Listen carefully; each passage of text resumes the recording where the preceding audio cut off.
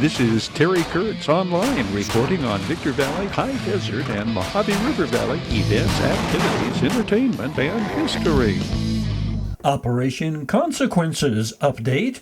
In their latest operation, investigators from the San Bernardino County Sheriff's Department Gangs Narcotics Division contacted gang members and people prohibited from possessing firearms. 16 search warrants were served on suspects in cities including Adelanto, Pinon Hills, and Victorville. These latest operations resulted in 63 felony arrests, 16 misdemeanor arrests, and seizure of 25 firearms. That brings Operation Consequences total to over 200 arrests and the confiscation of 101 firearms since the first of this year. Deputies from the county's Specialized Enforcement Division, Jail Intelligence Team, County Probation Department, California Highway Patrol, Department of Homeland Security Investigations, and Barstow Police Department participated in this latest crime suppression effort. In addition, the San Bernardino Movement Against Street Hoodlums, SMASH, Street Enforcement Team conducted proactive patrols in the city of Victorville and surrounding jurisdictions. Operation Smash and Grab's latest sweep in the Rancho Cucamonga Shopping Center resulted in 5 felony arrests, 1 misdemeanor arrest, and recovery of over $250,000 in property. California's Organized Retail Crime Task Force, including smash and grab operations, has made 35 arrests and recovered over $33,000 worth of stolen items in the first 2 months of 2026. Operation Smash and Grab focuses its efforts on the Rancho Cucamonga, Apple Valley, Hesperia, Victorville, and Chino Hills shopping districts to disrupt and dismantle these retail store theft crews. The National Save Our Children All Kids Matter organizers are encouraging Victor Valley residents to join in a nationwide march to stand for the silenced and end child trafficking and exploitation. This movement is in direct response to the Epstein files. It is nonpartisan and promotes protecting the innocent and increasing awareness. The local march will be April 11th, starting at Palmdale Road and Kenwood in Victorville at 9 o'clock that Saturday morning. Here is one of our favorite good news stories of the year. One of the county's finest, a furry one that always wears a collar, collared a national award, Canine Kiva, received the national award from the American Kennel Club. Canine Kiva is a certified scent tracking dog assigned to the Rancho Cucamonga station. The award is for canine excellence for outstanding service in the Uniform Services Canine Dog category. Canine Kiva, a bloodhound and handler, Deputy Gabriel Jasso, were recognized for their exceptional performance in scent tracking operations, including locating missing persons, supporting critical search and rescue missions, and assisting in criminal investigations across San Bernardino County. Kiva and her handler, Deputy Gabriel Jasso, began working together when she was only 7 to 8 months old. She has been with the department for 2.5 years. She had her first successful deployment and find at only 8 months old, locating a missing elderly man. Vouchers are now available to have dogs or cats spayed or neutered. Residents with dogs or cats in San Bernardino County's unincorporated communities can request a voucher for $50 towards spaying and neutering. To request a voucher, call the Pet Overpopulation Coalition at 888-767-2550 or email the address shown. Your help is being sought to clear our San Bernardino County shelters by adopting, not shopping. If you are looking for a new four-legged friend, the First District is home to several animal shelters with dogs and cats in need of loving homes. The Board of Supervisors recently approved funding toward reduced pet adoption fees at the Big Bear and Devore animal shelters. Cats are now $10 and dogs are $20. This includes spaying, neutering, microchip, and most vaccines. Other local shelters include the Hesperia Animal Shelter on Santa Fe Avenue and the Apple Valley Animal Shelter on Powhatan Road. The Apple Valley Animal Shelter Rescue Team regularly posts photos of animals ready for adoption. For more information, please call 760-240-7555. Nowadays, most people know general guidelines when it comes to service dog etiquette.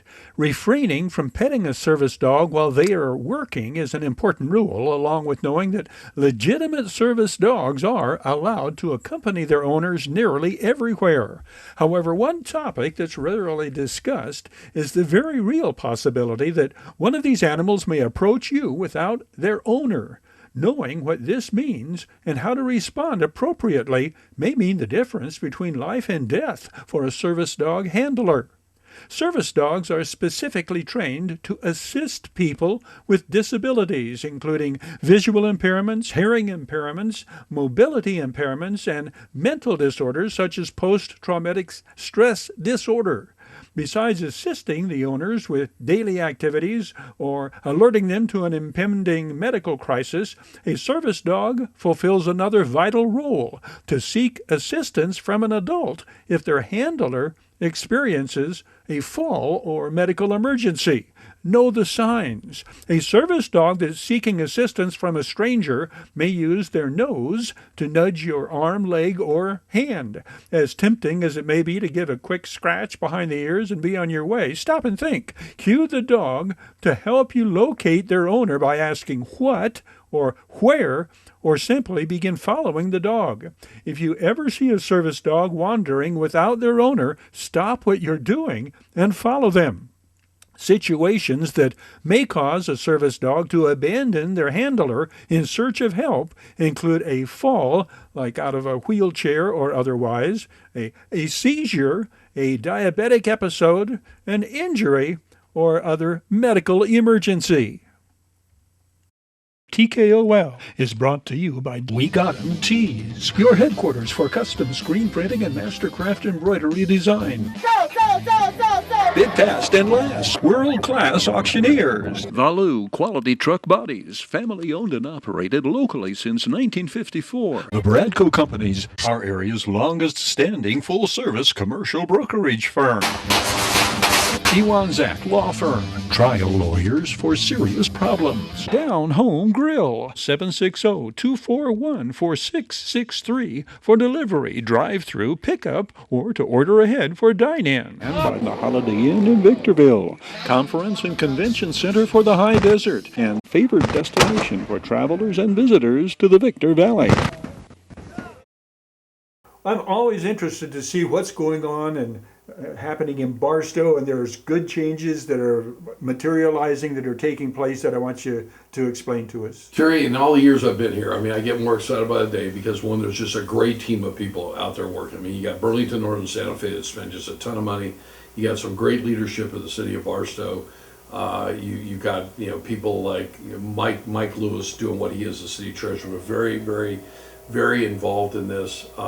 Really bringing great leadership. Jeanette Hayhurst, that used to work with the city. She still works for the city. She works with us. She's kind of the person that brings all the parties together. I think that at this point there were over 3,000 positive comments that came in on the EIR. There were some like 30 negative comments. The EIR was about 37,000 pages. I've gone through it. The job creation over a long period of time it's absolutely mind-boggling. So I think everybody's really very confident. There is a potential lawsuit Let me tell you this. So this is a rather interesting. This is how these environmental lawsuits kind of work. This was a letter dated January 12th of 2026. It is sent by Yesenia Moreno. She is a senior litigation assistant, legal practice administrator, Earth Justice. She's located at 707 Wilshire Boulevard, High Rent District, 4300 Suite 4300. So she's way up there. So they're billing that major. But let me tell you who the plaintiffs are here. Okay, this is what's actually staggering about this whole story. So it says, Mr. Chris Heldworth, we respectfully submit the following comments to the draft environmental impact report for the city of Barstow General Plan Update, General Plan, and BNSF Barstow International Gateway on behalf of local residents, community, environmental justice, labor, and union organizations, including Backbone Campaign. So listen to these names: Center for Biological Diversity, Center for Community Action and Environmental Justice, Center on Race, Poverty and the Environment, Clean Water Action, Country Club Road Community, Earth Justice, East Yard Communities for Environmental Justice, Little Village Environmental Justice Organization, Long Beach Alliance for Children with Asthma. What does that have to do with Barstow? I mean, it's like crazy. Moving Forward Network, Natural Resources Defense Council, New Jersey Environmental Justice Alliance. New Jersey. I mean, are you guys kidding me? Natural Resources Defense Council. Oh, I already did that. Sierra Club. I know Sierra Club's having a lot of problems these days. San Gregorio, the San Gregorio chapter. Silver Lakes Community. I have friends out in Silver Lakes that know nothing about this. I mean, that are very involved and very supportive. So Solentary Rail, Tallahassee Food Network, Greater Frenchtown Revitalization Council, United Electrical, Radio Machine Workers of America, Warehouse Workers for Justice, West Long Beach Association, and Concerned Residents High District. Okay? So, there is a Senate bill that was approved a couple of years ago, and apparently written by Democrats. I think written very well. From what I understand, Terry, and if anybody's watching this, I get it wrong, then God bless you for telling me I got it wrong. But in essence, the bill was written that if there's a major project that includes a lot of jobs, infrastructure enhancement, something that's going to kind of change a community kind of substantially, that the governor, is called SB 149, the governor, after review of all the documents that are included, and the petition I think that goes with it, can sign this, and the parties have 270 days to negotiate their deal, or the deal's done. So, I think, in looking out there amongst the clouds, that the city is actually moving forward. Okay, I believe that we'll see some planning commission meetings in May. I think we're going to see city council meetings in June, and hopefully by the end of June this thing will be approved. This and the lawsuit will continue, but I believe it's an election year. I think Gavin Newsom's trying to find some positive things, a lot of bad things that have gone on out there. And 30. He had a little side note. Since 2024, since they signed that legislation in about the $20 an hour for food, 34,000 jobs have been lost. Yes. That was a brilliant move. So I think he needs to kind of reverse things like that. And I think he'll be very supportive. I know that BNSF's had a good working relationship with him. So we're waiting any day for that to be signed, and then the clock starts. So, I want to take my hat off to the city council, to the city administrators, to Mike Lewis. I mean, Mike has just, he's broken his back to get this thing done. Done things I don't think that anybody else. I think that he's got the stamina, the tenaciousness. I know that Jeanetta's the same way. They make a great pair. They're best of friends. I think that the people at BNSF. So I think things are moving. I think they're really excited, and let's see what happens. So that's kind of the update for Barstow. From our Victor Valley News and Public Information, Places to Go and Things to Do file, the advent of Easter season makes for an opportune time to visit Desert Christ Park in Yucca Valley, described as a sculpture garden situated on 3.5 acres. There we see over 50 larger-than-life steel-reinforced concrete statues that depict the ministry of Jesus Christ. Intriguing to me that the site of these monuments is in the Mojave Desert, purportedly the only place in the world other than the Holy Land where Joshua trees thrive.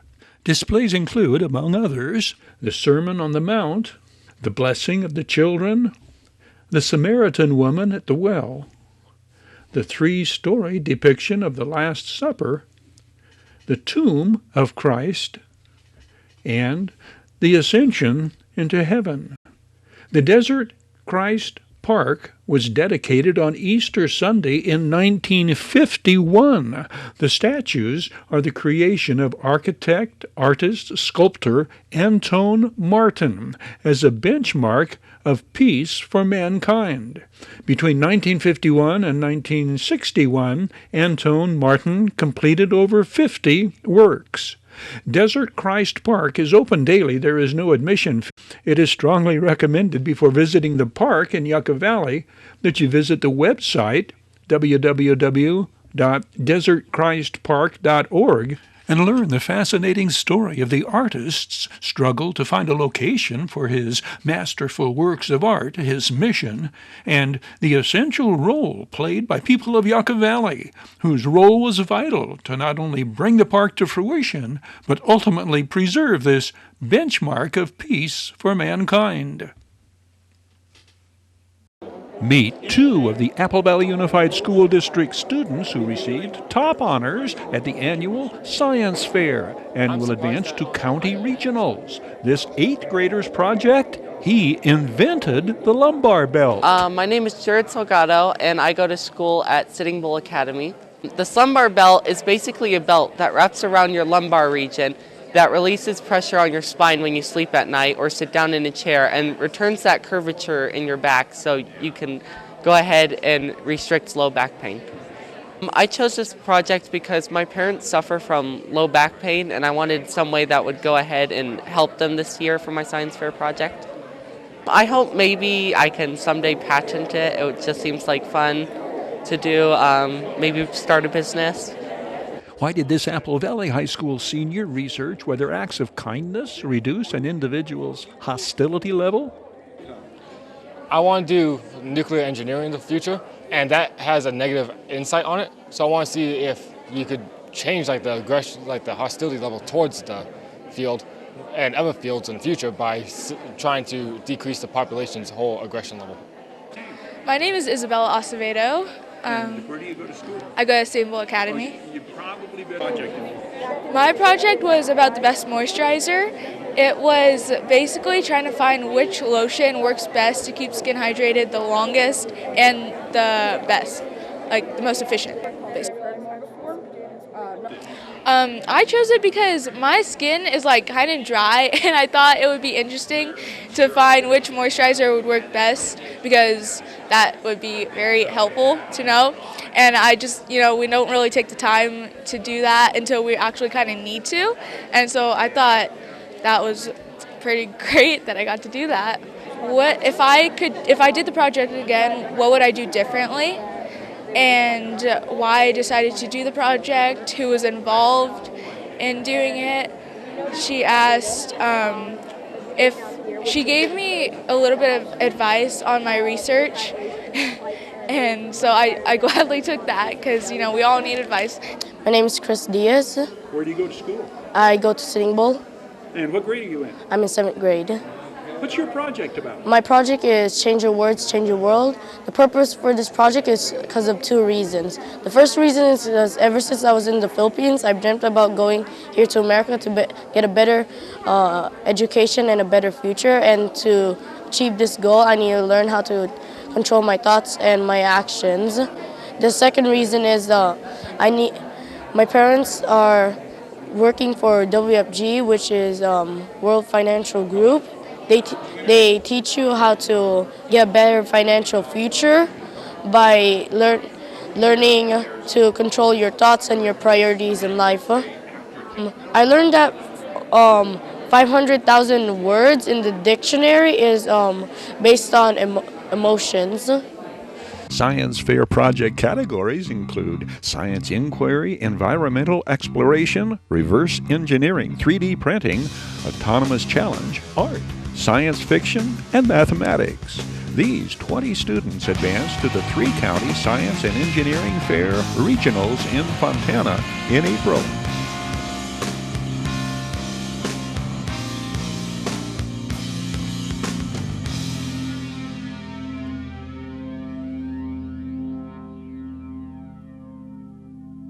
Apple Valley Unified School District secondary schools have been in the forefront statewide when it comes to receiving distinctions for academies that prepare students for careers. The distinguished academies in the state of California, I believe there's about 480, maybe close to 500 what are called California Partnership Academy, grant recipient, and we have 2 on our campus. And both academies, our computer and media pathway, as well as our MAST, medical and health science technology pathways, were recognized and actually awarded the Distinguished Academy. Partnerships and teamwork from private sectors, civic, and education leaders contribute to the success of these academies. I think it's some of the little things. You know, we have these great industry partnerships that feed us, and we try to reciprocate, giving them quality applicants. But even lately, we had, my understanding is we're now the only district in our local area where the Board of Trustees has actually approved a drone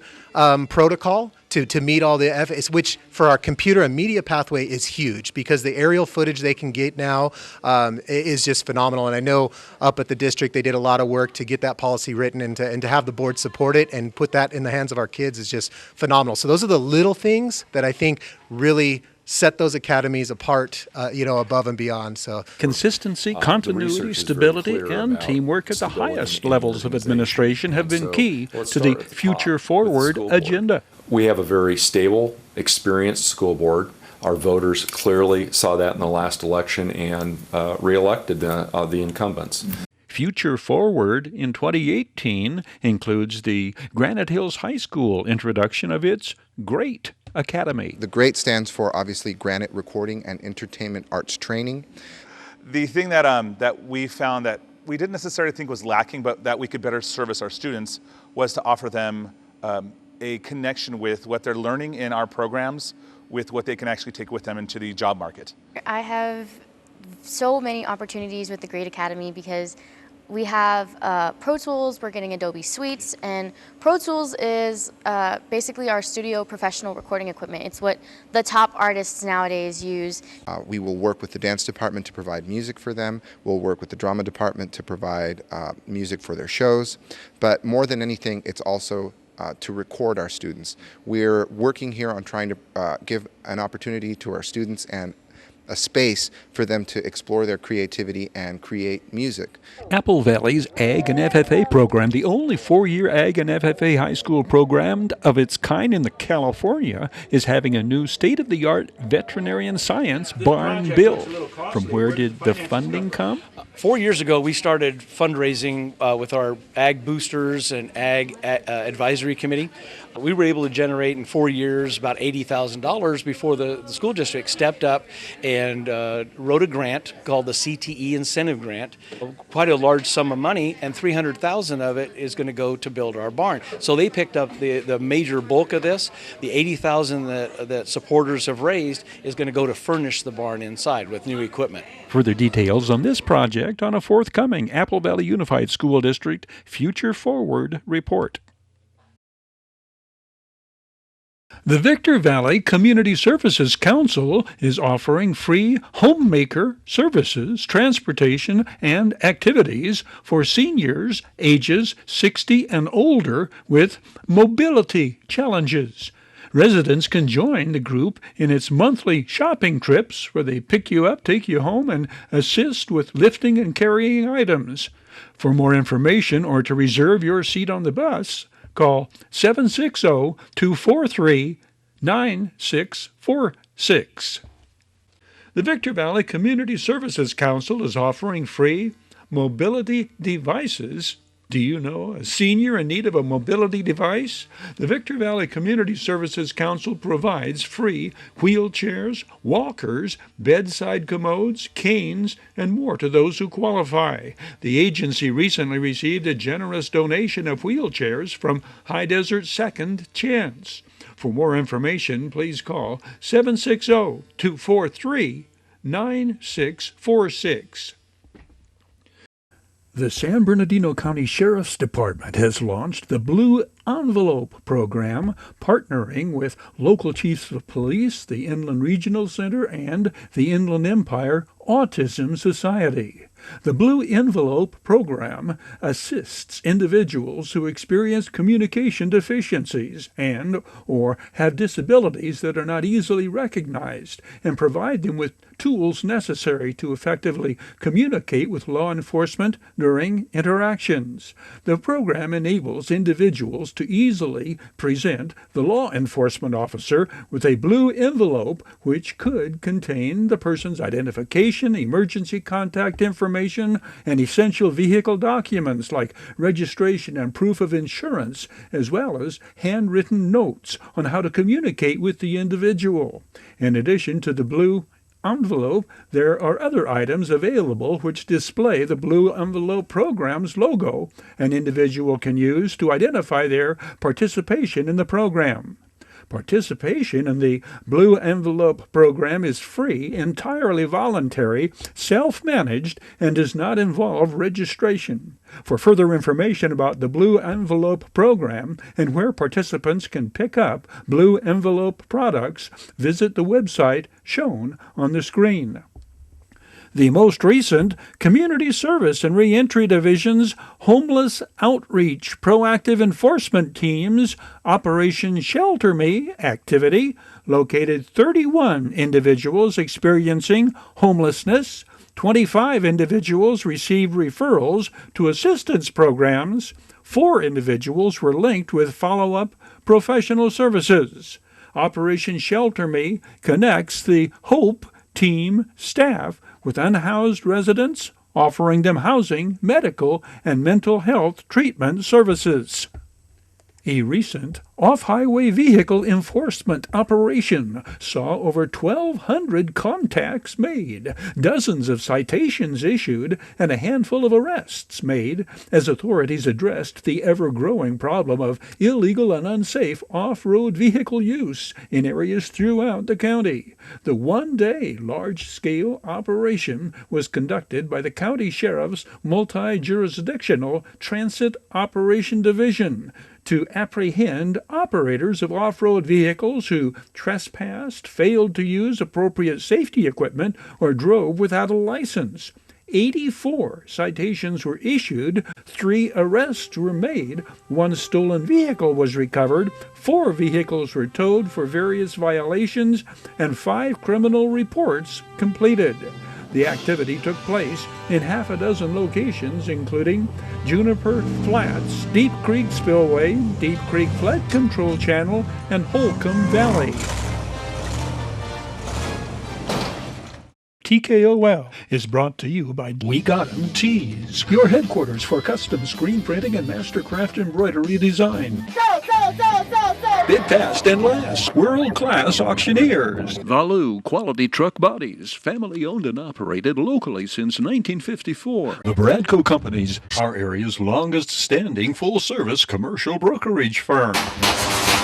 Iwanzak Law Firm, trial lawyers for serious problems. Down Home Grill, 760-241-4663 for delivery, drive-through, pickup, or to order ahead for dine-in. And by the Holiday Inn in Victorville, conference and convention center for the High Desert, and favored destination for travelers and visitors to the Victor Valley. Terry Kurtz here, throwing out an invitation for you to catch up with High Desert Sports Activity, your High Desert Sports Report, showing 3 times every day on Victor Valley TV, 7 and 11 every morning, 4 every afternoon. We hope you'll join us right here on Victor Valley TV. That's a wrap on this edition of Terry Kurtz Online. On behalf of Victor Valley Television Productions, thank you for watching. We hope to see you again next time around.